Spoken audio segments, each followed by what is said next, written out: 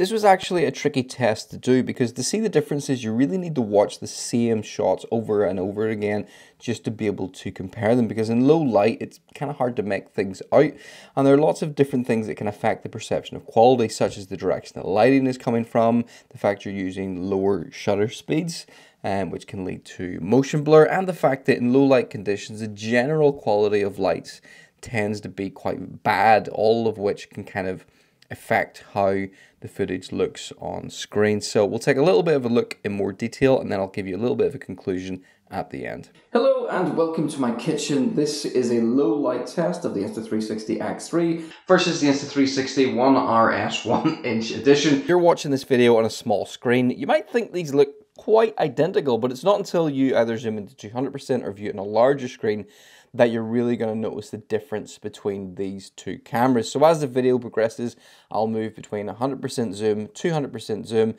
I'll freeze every now and then just to give you a good look at a static frame. Let's continue.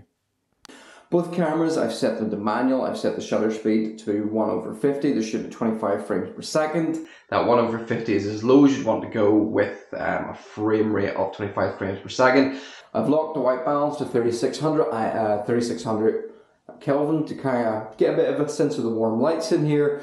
And the ISO has been set to automatic because I'm going to move from areas of light into dark. So let's just see how these cameras compare. This is not the world's brightest kitchen with the lights on.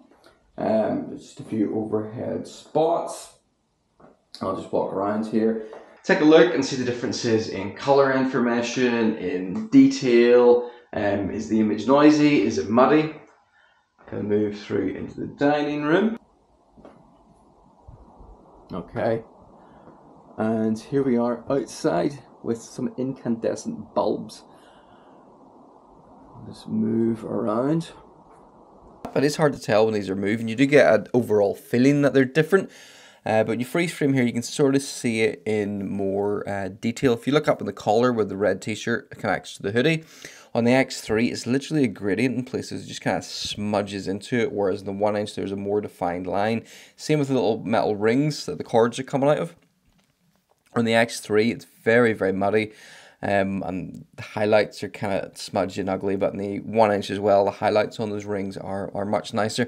And then the text on the hoodie, you can barely see that actually exists in the X3, but that detail is getting resolved on the 1-inch. So this is as low light as I would ever expect to use these cameras. Okay, I'm going to move away now, down into the garden. It's raining a bit, so I might end up with spits of water on the lenses. We'll see what it's like. I'll go right down here into the darkness in the corner. This will probably look terrible on both cameras now, but if you turn around and look back up towards the lights of the house, the 1-inch should hopefully look pretty good when it's pointing at lights. Though it depends how it's trying to expose the image. Let's walk back up and into the house. So I'd be interested to know if you noticed much of a difference between these two cameras. I have to say, for me personally, I did notice a difference. For me, the 1-inch was better, and significantly better, at least when I was viewing it in its original source files on the computer on the editor. I suspect if some of you watch this on a mobile phone, you might notice very, very little difference. But for me, the differences definitely are there. The 1-inch does have more detail, and overall it seems to have a slightly better quality of lighting. The dynamic range is better, the contrast. There are lots of subtle things that add together to mean that the 1-inch is marginally better. Although, for anyone expecting to get DSLR or mirrorless low light performance out of a 360 action camera, we've got still a long way to go before that's going to be the case. And I think a lot of that just comes down to physics and the current limitations of sensors. For me, I noticed the biggest difference in quality with the 1-inch in good lighting, and I've made a video over my other channel just showcasing just exactly what this camera can do. The X3 I would not really have considered very often pairing with footage from a mirrorless camera, but the 1" in good lighting looks incredible, and I'm now more than happy to pair it with higher end cameras. So if you want to see what this camera is actually capable of, head on over to my main channel and give that video a watch.